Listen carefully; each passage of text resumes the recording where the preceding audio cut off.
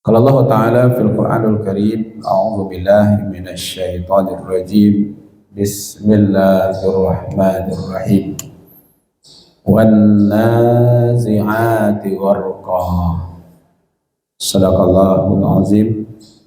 Al-Qur'an surat An-Nazi'at ayat yang pertama. Terjemahan Departemen Agama, berlindung kita kepada Allah dari godaan setan yang terkutuk atas nama Allah yang Maha Pemurah lagi Maha Penyayang. Demi malaikat yang mencabut nyawa dengan keras, Kementerian Agama. Bapak Ibu yang kita muliakan, alhamdulillah kita bersyukur kepada Allah. Selawat kepada Nabi kita Muhammad sallallahu alaihi wasallam. Allahumma fassalli wa sallim ala Muhammad wa ala alihi wa ashabihi ajma'in. Pagi ini kita mulai mentadaburi surat An-Nazi'at, ya, mulai dari ayat 1 yang berbunyi wan nazi'ati gharqa. Demi malaikat yang mencabut nyawa dengan keras. Biasanya kita diperkenalkan dengan nama malaikat Israel, ya.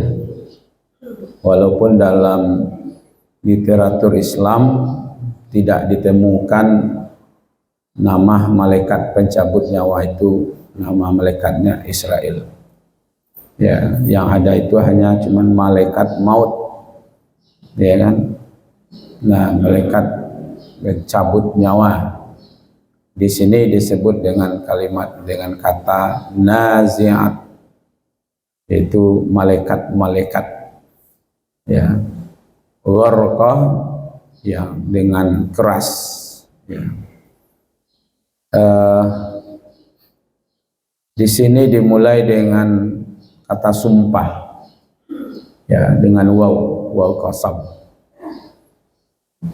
demi, ya, wawnya itu waw qasam, waw sumpah. Kan huruf sumpah itu ada 3, ya, ada waw, ada ta, ada ba. Nah, sekarang Allah menggunakan wan nazi'ati gharqa. Allah bersumpah demi malaikat-malaikat yang tugasnya mencabut nyawa. Bagaimana malaikat yang bertugas ini? Itu dengan keras. Jadi nyawa manusia itu dicabut oleh malaikat dengan keras. Kalau bahasa awaknya baca, dicabut dengan disantaan saja cabutnya gitu, ya. Itu Bapak Ibu, kalau soal kematian, ya, kita semuanya akan mengalami kematian. Kullu nafsin za'iqatul maut. Setiap yang bernyawa pasti akan mengalami kematian. Tinggal lagi cara matinya saja. Ada yang matinya su'ul khatimah. Su'ul artinya buruk, ya, khatimah itu penghabisan. Ada yang matinya husnul khatimah, ya, bukan husnul tapi husnul, asal katanya hasanah, baik, matinya yang baik. Nah, sekarang akan kita bicarakan orang yang mati dalam keadaan su'ul khatimah, yang Allah bayangkan malaikatnya itu adalah keras,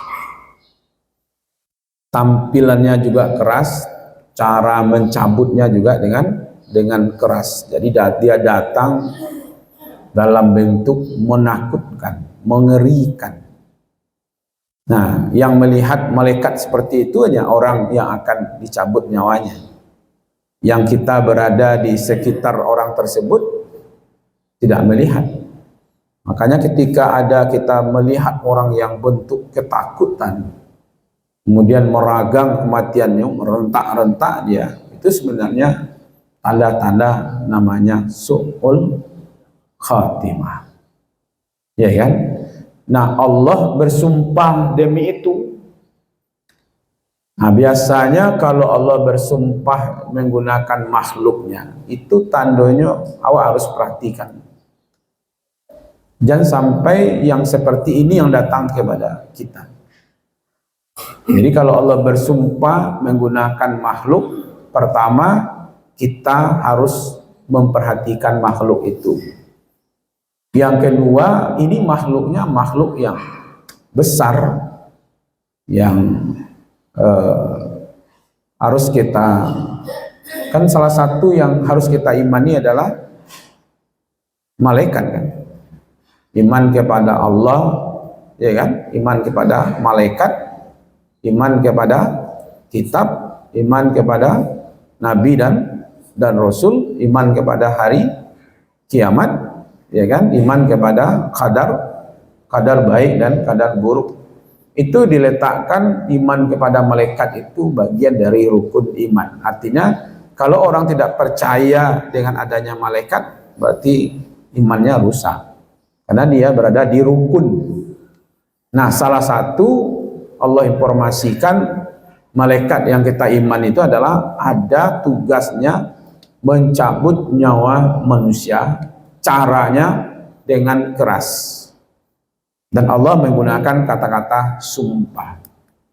Buya Hamka dalam tafsirnya ayat ini diawali dengan sumpah Allah, ya kan, menggunakan malaikat yang mencabut nyawa dengan keras sebagai peringatan tentang kematian dan hari kiamat.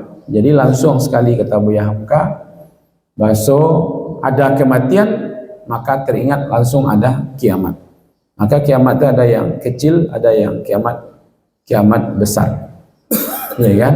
Nah, kiamat kecil itu adalah kematian, ya kan?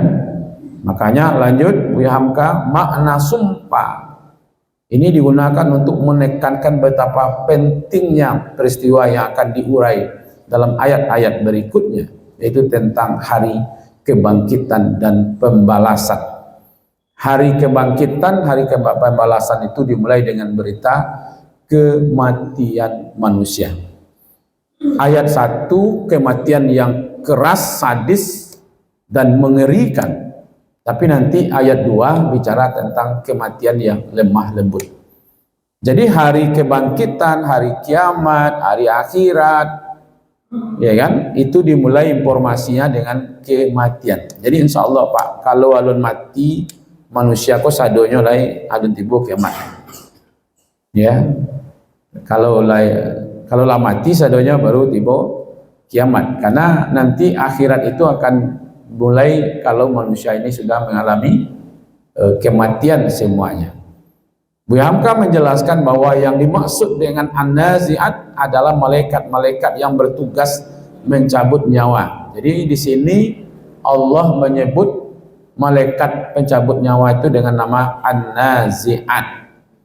Malaikat ini mencabut nyawa orang-orang kafir dan pendosa dengan keras dan sulit. Jadi nampak di situ cluenya. Satu yang akan dicabut dengan keras itu adalah orang-orang kafir. Yang kedua adalah orang-orang yang berdosa. Nah, tentu kalau kita hubungkan dengan surat Al-Qari'ah, Al-Qari'ah kan ada juga bicara tentang hari kiamat tuh. Fa amma man saqulat mawazinu, kan itu kan? Fa huwa fi 'aisyatin radiyah. Adapun orang yang berat timbangan kebaikannya, maka dia berada dalam kehidupan yang mengembirakan, yang memuaskan.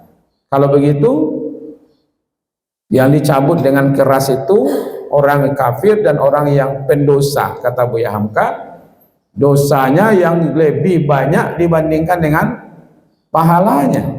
Wa amma man khafat mawazinu, ya kan, fa ummuhu hawiyah, adapun yang ringan timbangan kebaikannya, ya kan, maka dia berada di dalam neraka hawiyah. Berarti di sini nanti di waktu nyawanya dicabut itu udah bisa membedakan manakah masuk surga, manakah masuk neraka. Dari cara mencabut nyawanya sudah kelihatan. Kalau dia orang kafir itu sudah jelas, tidak perlu lagi. Orang kafir itu malah tidak perlu ditimbang amalnya, ya kan? Ini untuk menguji apakah dia emas atau tidak, itu harus tahu dulu, ya kan? Kalau bantuannya ameh baru diuji. Tapi kalau bantuannya basi sesadanya, tuh aku nu diuji timbang ameh kan? Nyelah basi sesadanya gitu. Jadi orang-orang kafir itu sudah jelas dia masuk neraka kan? Tidak ada lagi timbangan-timbangan bagi mereka. Nah, cuman masalahnya berdosanya ini, kalau dosanya lebih berat dibandingkan pahalanya, itu kematiannya sudah mulai dengan warqa, dengan keras. Nanti kalau disonding dengan kalimat surat Al-Qiyamah, jadi ayat ini nanti berhubungan banyak dengan cerita kiamat. Kalau tadi Al-Qari'ah, sekarang ada surat Al-Qiyamah, surat yang ke-75. Di situ juga diceritakan bagaimana nyawa itu dicabut. Iza balagatit taraki wakila man raqat. Ketika napas manusia angoknya lah tiba di tenggorokan, maka dikatakan oleh malaikat yang mencabut nyawa ini, wakila man raqat, tahu enggak kamu ini apa? Hari apa ini? Wa zanna annahul firaq, kamu dulu mengira tidak akan mengalami kematian, maka pada itu dicabutlah. Nah, kalau di sini dikatakan wan nazi'ati gharqa, demi malaikat-malaikat pencabut nyawa dengan kerasnya, di dalam surat Al-Qiyamah itu dijelaskan bahwa bantu mencabut nyawa yang keras itu, nyapasnya sudah sampai di tenggorokan, lalu dicabut dengan keras, dan seolah-olah waltafatisaku bisapa. Biasanya kalau sakit itu kita melemaskan badan atau mengarihkan badan, manahan sakit itu besok badannya dilamahan saja atau dikarian. Kayak orang basunti ya teh. Kalau nyokarian badan menahan, semakin parah suntiknya kan. Aku cek dokter laman salah gitu ya. Nah, kalau di lamahan, itu jarum ketek, ya kan? Kok nyawa yang dicabik. Seolah-olah kata Allah, waltafatisaku bisapa. Bertaut betis kiri dengan betis kanan, meragang matinya tuh, ya kan? Baik itu menahan sakit, ya kan? Di waktu nyawanya dicabut. Dua orangnya itu. Kalau Buya Hamka menjelaskan, satu orang kafir, yang kedua yang pendosa. Maka itu nanti dengan keras dan sulit. Ini sebagai gambaran siksaan penderitaan yang mereka alami saat menghadapi kematian. Maka itu tidak bisa dipungkiri, Pak. Jangankan azab kubur, menjalankan mati sajalah diazab, barangnya canda. Kamati saja baru sudah ada nikmat, sudah ada sengsara, ya kan? Kalau orang yang banyak ibadahnya dia nikmat lah, ya kan? Jangan pula takut bapak ibu kalau lebih banyak ibadah. Maka Buya Hamka juga menyinggung bahwa pencabutan nyawa orang yang beriman dilakukan dengan cara lemah lembut, dengan mudah oleh malaikat. Nah, coba kaitkan dengan surat Fusilat umpamanya, ya kan? Ketika orang beriman dan beramal soleh mau dicabut nyawanya, itu digambarkan kepadanya tempatnya surga. Ketika dia melihat surga, dia bahagia, dia puas, dia senang. Ketika dia kesenangan itulah rohnya dicabut, Sehingga yang datang mencabut dengan wajah yang mengembirakan, menyenangkan, cara mencabutnya menyenangkan, lalu digambarkan sesuatu yang menyenangkan, ya selesai. Maka seperti orang lalu senyum, ada enggak? Iya kan? Nah, hati-hati ibu-ibu tuh yang lalu beko lalu ya sakit saya maafkannya itu ya kan. Nah, Bu Hamka menyinggung itu ya, pencabutan orang-orang yang beriman dilakukan dengan cara yang lembut dan mudah. Hal ini menunjukkan perbedaan nasib. Itulah bedanya nasib orang-orang yang beriman dan orang-orang kafir. Itu baru dalam menghadapi sakaratul maut. Apalagi nanti penggambarannya tentang hari kiamat. Di situ Allah ingin mengatakan sebenarnya bahwa Allah yang berkuasa. Di dunia saja sudah diperlihatkan, ya kan? Maka itu nanti manusia akan dihisap perbuatan mereka. Di dunia sudah mulai. Jadi Buya Hamka menekankan bahwa peristiwa ini harus menjadi pengingat bagi manusia untuk selalu hidup dalam keadaan ketaatan kepada Allah dan menjauhi, ya kan? Jadi ayat ini menjauhi kemaksiatan supaya kita tidak bertemu dengan wanazi'ati gharqa, dengan malaikat pencabut nyawa dengan keras. Bukan tidak bertamu aja malaikat pencabut nyawa, pasti bertamu, ya kan? Cuman soalnya tampilannya lain gitu. Tampilannya dengan bersahaja, ya kan? Kalau datangnya harum, senyum, ya kan? Saya mencoba begini Pak, ini mungkin ilustrasi saja ya. Kalau malaikat itu dibayangkan pakai sayap, ya dalam surat apa itu? Kira-kira kan kalau datang dia agak mengerikan, ya kan? Kan juga ngeri juga tuh Pak kalau datangnya seperti ini. Ini ilustrasi saja karena saya tidak punya foto malaikat gitu ya. Saya tidak sempat berselfie dengan malaikat, tapi saya coba lihat gimana bentuknya malaikat. Informasi Al-Quran kan dia punya sayap 2, sayap 3. Apabila latabah dia mengembangkan sayapnya. Ini sekarang ini Bapak Ibu, ketika kita sekarang ini malaikat sekarang tuh mengembangkan sayapnya. Itu kalau dia mengembangkan sayapnya Pak, itu tertutup ujung bumi itu begadangnya malaikat. Ya nak? Itu karena senangnya dengan kita Pak. Nah kalau Allah senangnya setiap hari Jawa, kira-kira kata akan meninggal nanti Pak. Senang dan dia mendoakan. Di kita ini sekarang ini didoakan oleh malaikat, ya Allah ampuni dosa orang-orang yang sedang menuntut ilmu. Ya kan? Itu hadisnya cukup panjang itu Bapak Ibu. Saya waktu dulu belajar tentang hadis ini. Ini hadis ini diterima oleh sahabat di Madinah. Tapi tidak tahu siapa yang meriwayatkan hadis ini gitu. Lalu dicari-cari lah Pak, siapa yang menerima hadis ini dulu dari Rasulullah gitu.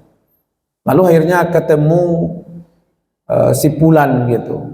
Tapi sekarang dia tidak di Madinah lagi. Dia sudah berada di Damaskus. Damaskus itu di mana? Hah? Irak? Enggak. Damaskus.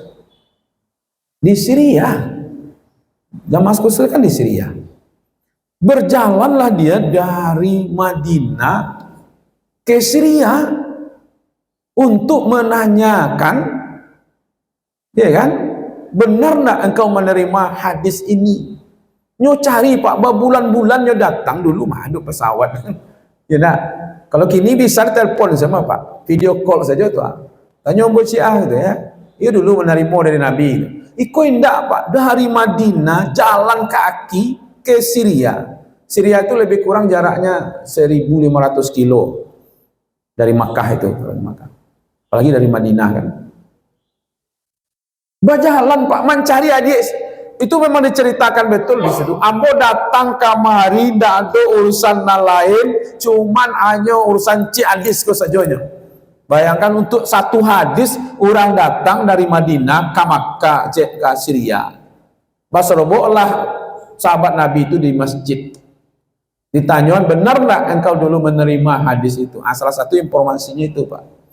Orang yang menuntut ilmu. Kan hadis itu mulainya man salaka tariqan yaltamizu fihi ilman. Di situ mulainya tuh.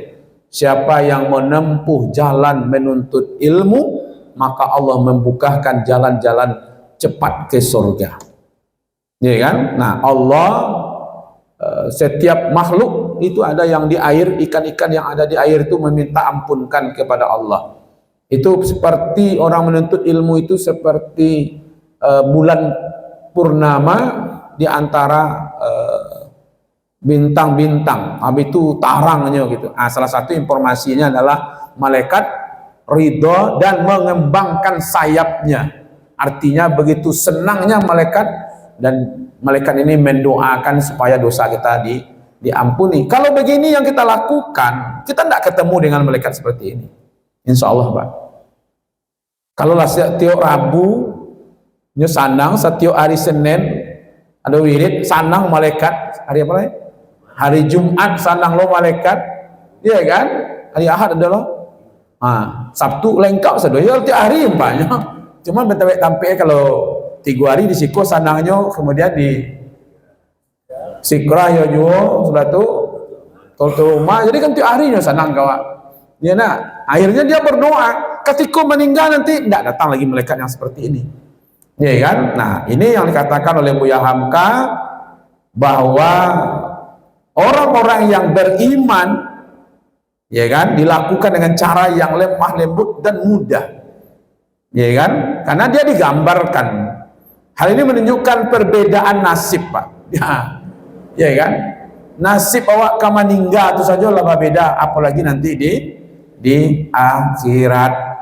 Ya kan? Nah, gambaran nanti tentu lebih hebat lagi. Jadi kalau begitu bisa kita lihat Bapak Ibu, apakah manusia ini akan mengalami nasib yang baik nanti di akhirat atau tidak? Sebenarnya sudah bisa dimulai dari cara kematiannya.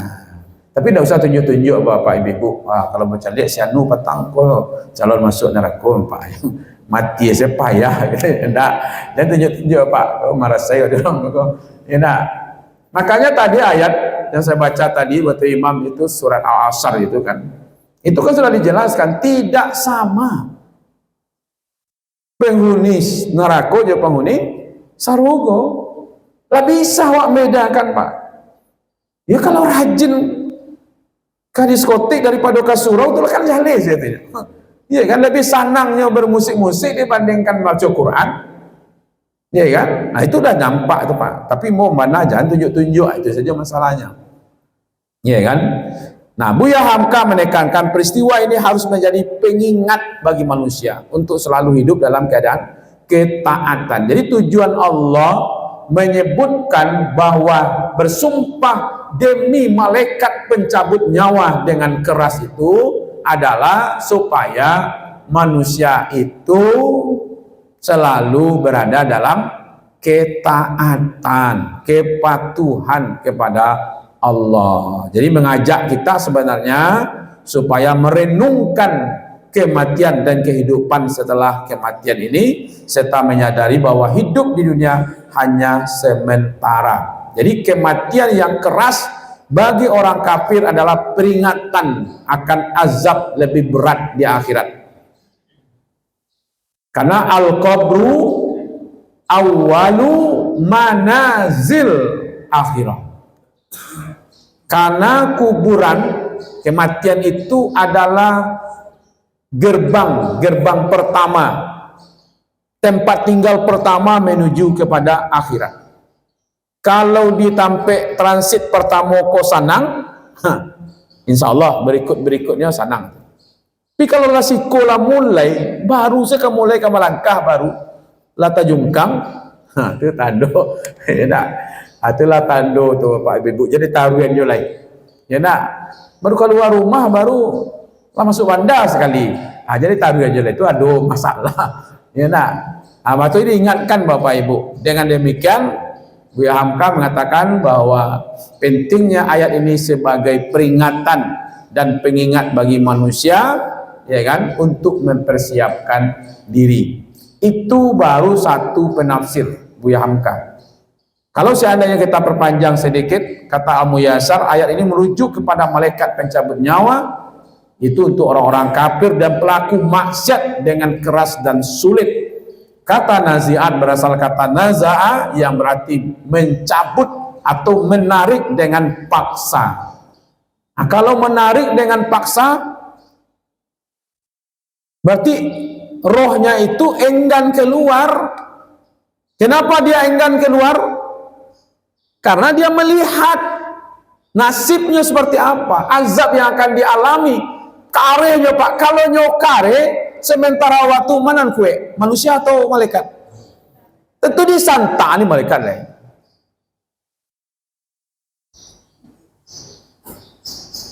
Kalau orang beriman, orang beribadah, mencari tampaknya di surga itu, nyo sanang, senyum, rindunya ke situ, inyo yang ingin keluar, iya kan? Majak orang lapar makan, alah kayak parwi lapar, dia jalo makan, ini selesai lah, iya kan? Keikunya enggan, kata Al-Muyassar, maka dicabutlah dengan keras. Sama ibu-ibu mencabut rumput di halaman rumah, kalau nyo lunak saja yang begitu saja, ayo nak. Kalau nyo kare mah, nala bau baka sampai balik batu doa. Bagi kira, kapan perlu ditusuk ke dalam dulu, waktu dicabutnya dengan keras itu, ya kan? Jadi gharqan itu menekankan aksi, menggambarkan cara pencabutan yang kuat dan menyakitkan. Ngeri juga Pak Ibu ya. Tapi kan tadi Buya Hamka mengatakan hanya untuk dua orang saja. Satu orang-orang kafir, yang satu orang-orang yang banyak dosa. Kalau siko insya Allah celik wajah-wajahnya, wajah-wajah orang kamu masuk surga saya sedih Pak. Saya kurang-kurang wajah saya dulu Pak ya. Kalau masuk aja kan ada store wajah ke Pak. Jalalain mentafsirkan demi malaikat pencabut nyawa orang-orang kafir dengan keras, yaitu mencabut nyawa dengan mereka dengan keras dan menyakitkan. Itu kata Jalal. Dua orang Jalal, namanya tafsir Jalalain, bukan jalan lain ya, tapi Jalal. Dua orang Jalal mengarang kitab tafsir, maka dipopuler namanya Jalalain, dia musanah. Ibnu Katsir mentafsirkan, menjelaskan bahwa ayat ini berkaitan dengan malaikat yang mencabut nyawa orang-orang kafir dengan keras dan menyakitkan. Pencabutan ini kontras dengan pencabutan nyawa orang-orang yang beriman yang dilakukan dengan lemah lembut. Nah, itu sedikit informasi dari Ibnu Katsir. Tafsir Al-Marawi mengatakan ayat ini mengandung sumpah Allah dengan para malaikat yang mencabut nyawa dengan kekuatan dan kekerasan. Digunakan kekuatannya di malaikat menggambarkan kesulitan dan penderitaan yang dialami oleh orang-orang kafir saat nyawa mereka dicabut. Ya, itu informasi tentang satu ayat surat An-Nazi'at. Insya Allah Rabu depan berita gembira kita sampaikan. Hari ini berita takut dan mengerikan. Hari Rabu depan itu berita yang menyenangkan insya Allah. Amin ya Rabbal Alamin. Terima kasih. Mohon maaf wabillahi taufiq wal hidayah. Assalamualaikum warahmatullahi wabarakatuh.